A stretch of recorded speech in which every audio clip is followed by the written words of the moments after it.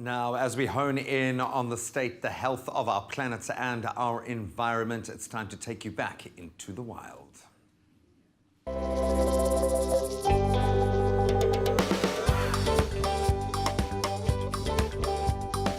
So we recently reported on a new study by the World Wildlife Fund that painted a pretty grim picture, to speak plainly, of what the world might look like by the end of the century if something is not done to combat climate change. Now, many species of plants and animals might become extinct. In fact, we're seeing it happening as we speak, and the effects are already starting to be felt in our own very protected wildlife areas here on South African soil and Southern Africa, all over the continent. We're joined this morning by a man who studies this impact for a living, and I think is fairly emotionally invested in this as well. Kevin Coldrey from Anchor Environmental. Kevin, thank you so much for joining us.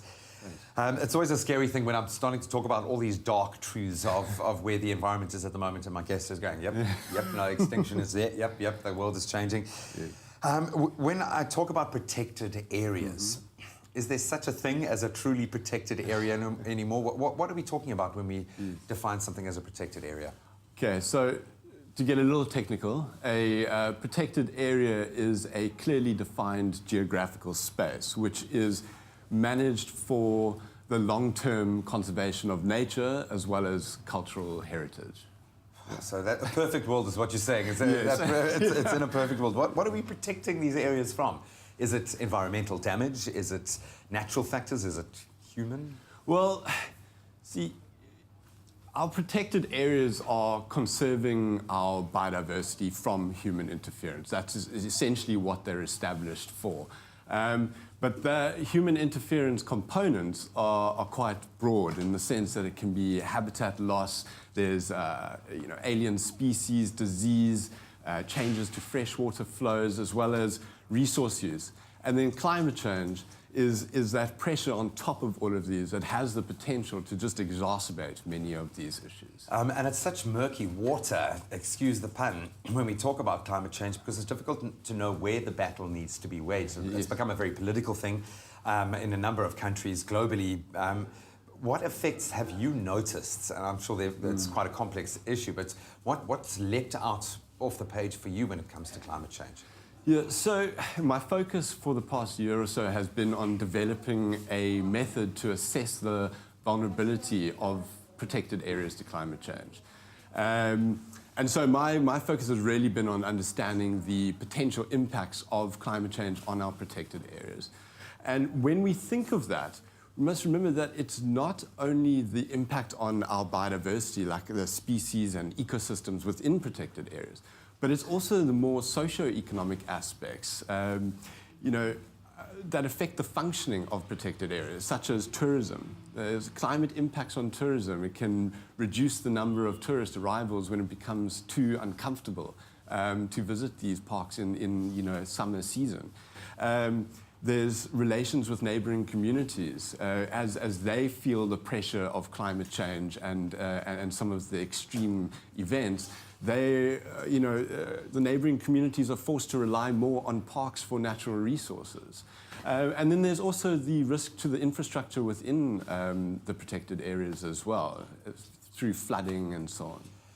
Yeah, where do you even begin, I suppose, when addressing this? But I think we're going to take a look at the more extreme side of the story and just how, I think, damaged the Earth is and if there is a way back from that. But a very, very interesting discussion. We are talking about climate change specifically this morning. Obviously becomes really relevant when we look at the water crisis and drought here in the Western Cape and parts of the Eastern Cape. I want to know if that's a direct result of climate change or we're just living in a desert.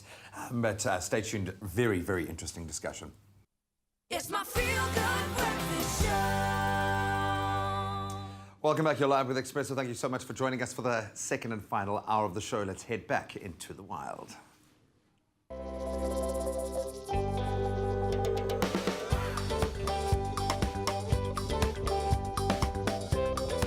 We are talking about climate change this morning as we take you into the wilds, and of course a shrinking wild, I think largely due to climate change, yes, but also our impact as humans on protected areas. And what exactly is a protected area? Well, we've been finding out from Kevin Coldrey from Anchor Environmental, who explores this space as a daily grind. I would imagine when you look at how much negativity is attached to that. Are we in a crisis mode when we look at climate change globally? Should we believe Donald Trump or should we believe what seems to be jumping out at us? How bad is the situation? Look, climate change it's real. And it's not something that's going to happen 30, 40 years from now. It's happening right now as we speak. As I mentioned, my focus has largely been in the protected area space and really looking at South Africa's protected areas. But if I look at the Richtersveld National Park, in looking at sort of 2016 figures, the Richtersveld has already experienced the climate change that was predicted for 2030, with 2 or 3 degrees Celsius increase at the moment. So it's very difficult to listen to the likes of Trump and so on denying the fact that it exists when it's happening all around us. Well, I think this is the unfortunate reality, and we've seen it with the water crisis, where these things have become political, and understandably so, where humans meet nature. It's not just a simple kind of battlefield. It's going to be complex. There's going to be a socio-economic element through that. Talking about water specifically, last week was World Water Day. And obviously that's a massive topic here. I cannot believe, and I say it with a huge amount of pride, how far South Africans have come, how far Cape Townians have come. Moving down to up to 25 litres of water a day is an amazing thing. Nowhere else, no other city in the world has been able to come close to that. I think the previous record was 50, but there is still this sense of panic. How does climate change affect our water? Are we becoming a desert here? Is this drought going to last forever? How do you see the water side of the Yeah. So when it comes to water, remember that the climate change is going to vary across the country. So some areas of the country are set to receive more water, while other areas are set to receive less.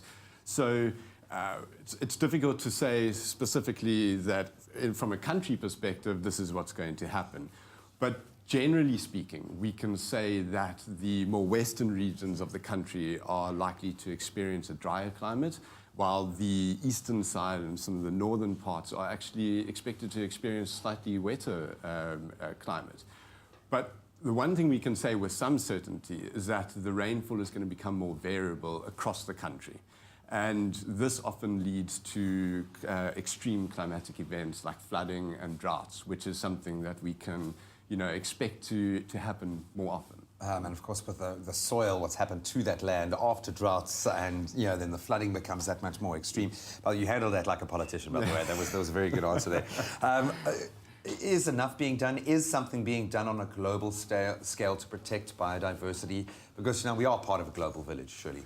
Yes, and most certainly. So in 2010, governments around the world came together to sign a global plan to protect biodiversity. And this plan includes 20 targets known as the Aichi biodiversity targets, which, together with the Sustainable Development Goals, constitute the most important biodiversity and sustainable developments ever signed on in terms of commitments from governments around the world. So something is being done. I absolutely love that. Well, we're going to talk about what we can do as South Africans, maybe South African companies. I don't know where we need to begin with that, but we are talking about climate change and how it's affecting us here in South Africa and our protected areas. We'll continue the discussion with Kevin in just a moment. It's my feel-good breakfast show. From that deliciousness, let's continue our rather sobering chat as we head back into the wild.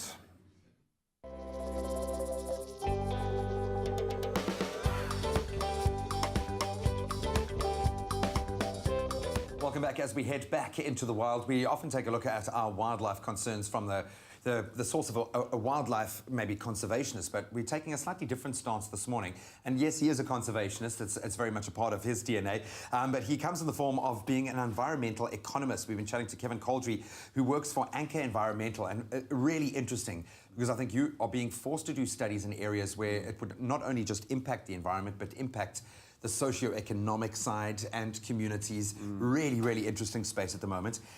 When we look at climate change, what can we actually do about it? What is being done in South Africa? What do you advise your clients, people who come to you, to do about climate change? Sure, it's a very interesting question, because on the one hand, you've got what we can do as a country, as a continent, as a globe, as Earth, and that's to reduce emissions of carbon dioxide, and that's something that needs to be taking center stage, and that's on the one side. That's essentially mitigating the future risk. Are we moving fast enough in that regard, or do we need a bigger change? No, we definitely are not. At the moment, we are tracking the worst case scenario in terms of climate change scenarios. All right, so then the flip side of that coin. Yeah, on the other side, we need to start focusing on adapting to climate change. So, we need to also swallow the pill and say, look, it is coming. And what can we do now to start, building resiliency and adapting to what the new environment is going to look like? And Cape Town's a fantastic, case in the sense that we are going to have to reduce the consumption of water, and we've shown that we can do it. We very much can, and in a very short amount of time, I think as well. When you look at the big picture, if I had to ask you to do a 20, 30, 50-year forecast here, what do you think the big gateways are going to be, the biggest challenges moving ahead? Do we have ground zeros anywhere out there that you can see? Sure. That is a challenging question. I think in terms of protected areas, I'm just going to come back to this point for a second. The politician comes out here. But in terms of protected areas, I think what we need to be looking at is, because climate change has the potential to force species to actually change their range, to shift their distribution into new areas, we need to start looking at not only expanding protected areas into corridors where species can move through to remain within their climate limits, but we also need to start looking at where we can establish new protected areas that can conserve the biodiversity of the future. And the same can be said for the rest of the country, not just specifically protected areas, looking at communities that are vulnerable to climate change at present. The adaptation can only take you so far. We could potentially be looking at where do we relocate communities where the impacts of climate change are not going to impact on their livelihoods as badly. I'll ask you one last question, and this as a human, not a politician. Sorry to all the politicians out there, but from an emotional sense. With the work that you do, are you hopeful or do you feel hopeless most days? Where does your heart tell you we're headed? Sure. I've been playing in this space for quite a while now, and it is challenging to remain optimistic. But I am an optimist inherently, and I do think that there is, a positive way out of this. I think there's a lot of opportunities that climate change provides as well, that a lot of people aren't really looking at that side because we're so focused on the negatives. But there are opportunities. I mean, some places are going to get wetter, and there are opportunities for, storing water in areas and distributing it to the areas that are going to be become drier. Yeah. There is hope, my friend, there is hope. Kevin, thank you so much for joining us and sharing some of your, what seems like very vast knowledge in this space. We really do appreciate that. And we've seen it here in Cape Town, regardless of the conditions and no matter how dire our future is looking, those tough times bring out the best in us, and never forget that there is always hope. There is always something we can do as individuals, certainly here in South Africa.